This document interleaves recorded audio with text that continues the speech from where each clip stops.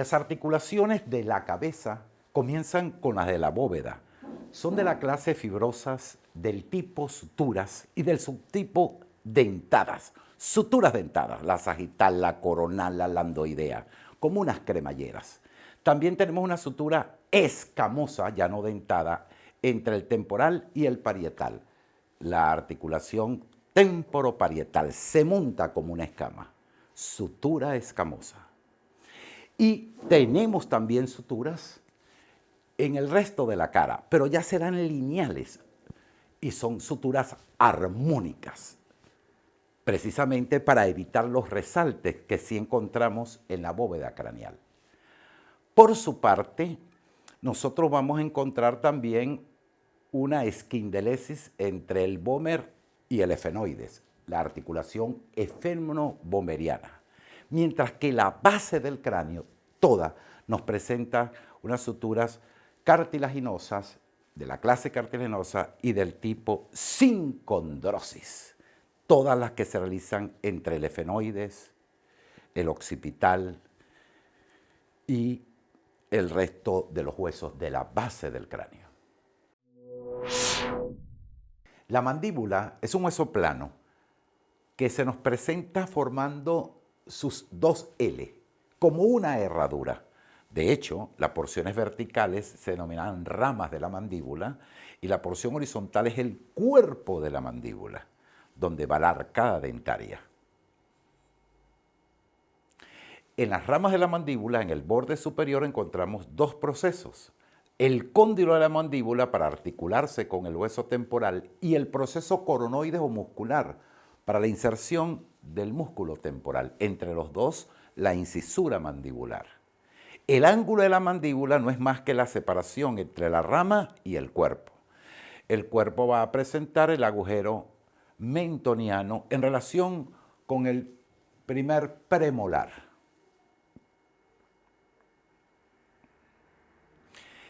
Esto con respecto a su cara externa. Llamamos cuello de la mandíbula la separación entre el cóndilo y el resto de la rama, aquí. Por su cara interna, nosotros vamos a observar una espina en la rama, la espina de Spix, denominada ahora língula mandibular. Ella está tapando un agujero que es el agujero alveolar inferior o dentario inferior. Y de él sale una línea, la línea miloioidea para el músculo del mismo nombre, dejando dos fosas, una muy cercana al ángulo en su cara interna, la fosa submandibular, y una fosa superior en relación a la arcada dentaria, la fosa sublingual. La base del mentón, muy cercana a ella, va a presentar una eminencia por delante, la eminencia mentoniana, pero por su cara posterior vamos a ver en el mentón los procesos geni de la mandíbula para los músculos del mismo nombre, geneioideo. Y debajo de ellos vemos dos incisuras para la inserción de los músculos digástricos. Estas son las incisuras digástricas a ambos lados, muy pegaditos del vértice del mentón.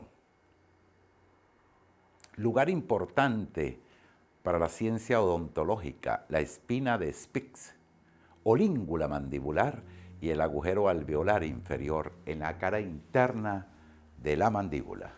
Y ahora la articulación temporomandibular, ATM.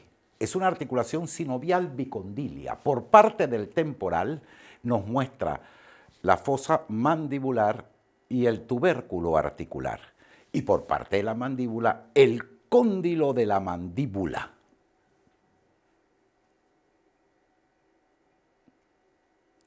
Es una articulación sinovial bicondilia. Tiene un medio de armonización en forma de S, un fibrocartílago que es el disco articular, que se interpone precisamente entre el cóndilo y la fosa mandibular por un lado, y entre el tubérculo articular y casi el cuello de la mandíbula por el otro. El disco va ahora a estar forrado por la cápsula articular. Es un manguito fibroso, laxo, que rodea todo el cóndilo y se ha ajustado desde la fosa mandibular del temporal. Y luego encontramos los 4 ligamentos. Uno solo de ellos es intrínseco, toca la cápsula. El ligamento lateral de la ATM. Ese se ha originado desde el tubérculo articular y ha llegado hasta el cuello de la mandíbula. Los otros 3 ligamentos que faltan van en orden. El ligamento estilomandibular, el más lateral, desde la base del proceso estiloides hasta el ángulo de la mandíbula. A continuación, el ligamento esfenomandibular. Este es un ligamento que va de espina a espina, desde la espina del efenoide, ahí donde está el agujero espinoso, hasta la espina de Spix, que ahora se llama língula mandibular. Y por último, el ligamento pterigomandibular, desde la lámina medial del pterigoides hasta la mandíbula donde se origina el tercer molar. 4 ligamentos entonces utilizamos, uno solo intrínseco. Un ligamento intrínseco es el que va pegado a la cápsula, el ligamento lateral. Y 3 extrínsecos. La dinámica de la articulación temporomandibular está dada por ejes de movimiento. Y aquí debo ser preciso, los ejes de movimiento no están en el cóndilo, están en las espinas de Spix, están exactamente en las língulas mandibular. Así tenemos que si unimos una línea translingular de espina a espina, una línea horizontal, el primer movimiento que aparece son los movimientos de oclusión o de depresión de la mandíbula, que es apertura de la boca. Veamos el movimiento de oclusión. Este se está realizando sobre un eje transversal. Para él colaboran 2 músculos, el temporal y el gran músculo de la mordida, el macetero. Son los músculos de la gran oclusión. Y ahora el movimiento de apertura de la boca, movimiento de depresión de la mandíbula, en el mismo eje translingular. Ese es realizado por el pterigoideo lateral. La apertura ayuda al vientre posterior del digástrico. Ahora los movimientos que se realizan en el deslizamiento sobre un eje antero-posterior. El movimiento de retracción o retrusión de la mandíbula, el mentón hacia atrás. Está dominado por las fibras más posteriores del macetero y del músculo temporal, sobre todo del músculo temporal, la retrusión de la mandíbula. En este mismo eje antero-posterior vemos la protrusión del mentón, llevar el mentón hacia adelante. Realizado por el pterigoideo lateral, está en el mismo eje antero-posterior que la retrusión. Vean cómo se lleva el mentón hacia adelante, la quijada, pterigoideo lateral. Y ahora los movimientos que se realizan sobre el eje longitudinal, como el eje de la Tierra, en el eje vertical, es un balancín. Ya que la mandíbula es una herradura, nosotros vamos a mover el mentón hacia la derecha o hacia la izquierda. Como yo muevo mi quijada, a la izquierda o a la derecha. Es el movimiento de diducción y sirve para triturar los alimentos, para morder y triturarlos, deslizándonos precisamente bien a la derecha o a la izquierda. Está dominado por los pterigoideos de cada lado. Ya hemos visto entonces los 4 movimientos. Oclusión, que es morder, apertura bucal, que es descenso o depresión de la mandíbula, la protrusión, la retrusión y la diducción.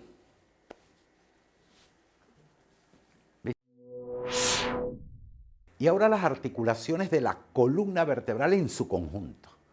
Comenzamos por la articulación entre los cuerpos vertebrales.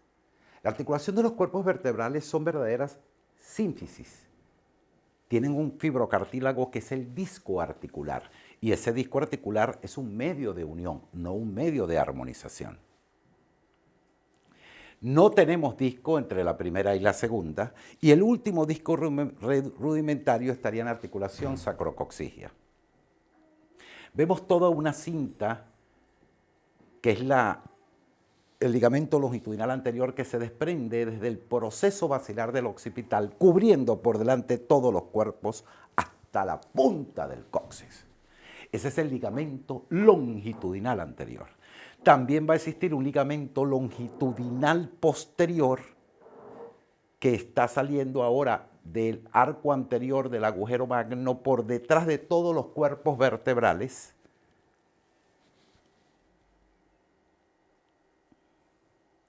Y se va a introducir en el hiato sacro. Uniendo los procesos transversos encontramos los ligamentos intertransversarios. Uniendo los procesos espinosos, los ligamentos supraespinosos. El espacio comprendido entre el cuerpo de los procesos espinosos va a estar ocupado en la porción torácica y en la porción lumbar, en el vivo, por músculos. Pero en la porción correspondiente a la región cervical, a la nuca, existe el ligamento muy elástico nucal, que no es más que un ligamento interespinoso que se ha agrandado sagitalmente y que llega hasta la cresta occipital externa y la protuberancia occipital externa, para darle el último refuerzo a la columna cervical, el ligamento nucal.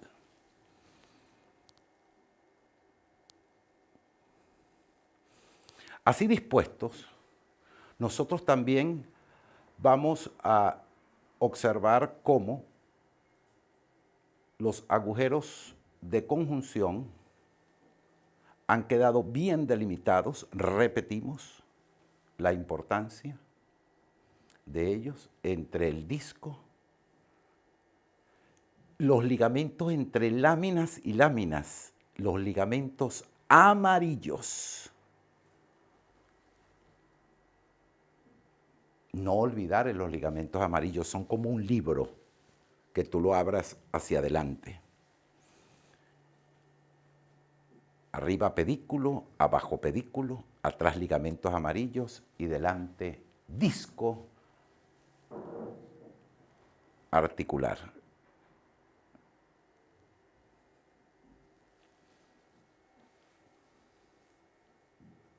Quiero insistir que en la articulación sínfisis, que se realiza mediante el disco como medio de unión, este disco tiene una importancia enorme. Tiene un anillo fibroso que es periférico y dentro el núcleo pulposo, la parte menos densa, la parte más débil de él.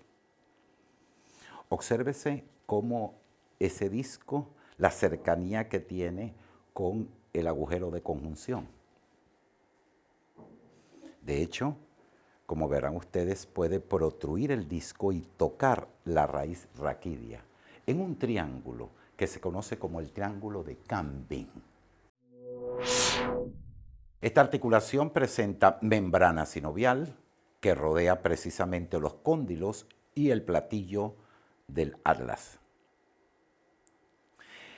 Y después de esto van a ser cubiertos hacia adelante por la membrana atlanto-occipital anterior, que no es más que parte del mismo ligamento longitudinal anterior, y se va a cerrar atrás por la membrana atlanto-occipital posterior, que sería el primer ligamento amarillo, y no se denomina así, sino membrana atlanto-occipital posterior. Los movimientos de esta articulación solo permitirían discretos movimientos de lateralidad, de flexión y de extensión de la cabeza. Ahora la articulación entre el atlas y el axis. Son tres. Una central, que estaría el atlantoaxoidea media, entre el arco del atlas anterior que hemos quitado y el proceso odontoides. Ese es sinovial trocoide. Y las laterales, que son sinoviales planas, las atlantoaxoideas laterales. ¿Cuáles son los ligamentos? Después de las membranas, la membrana sinovial, observen ustedes cómo la articulación atlantoaxoidea media, esa que es sinovial trocoide, un pin rotando sobre un anillo, va a presentar un ligamento longitudinal que ustedes pueden observar allí, muy fuerte, como una prolongación del ligamento longitudinal posterior. Y un ligamento transverso que le ha dado una curva al arco anterior del atlas, como un cinturón sobre el odontoide. Eso hace una cruz. Ese es el ligamento cruciforme de la articulación atlantoaxoidea media. De la punta del axis pueden notar que sale un ligamento denominado ligamento apical. El ligamento apical en esta toma va a llegar hasta el arco anterior del agujero magno. Y de ahí mismo salen los ligamentos alares, dos alas laterales hacia el tubérculo yugular del proceso basilar del occipital.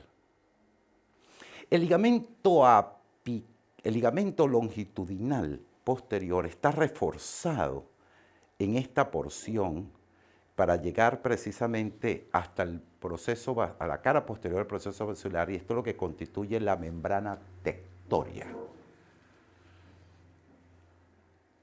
Esta articulación permite los movimientos de rotación, de decir que no, a la derecha y hacia la izquierda, la atlantoaxoidea media, mientras que las laterales, pequeños movimientos de lateralidad del cuello. Ahora sí hemos colocado el arco posterior del atlas para que ustedes vean cómo la membrana atlantoaxoidea posterior no es más que el segundo ligamento amarillo interlaminar, ¿no?, que veíamos.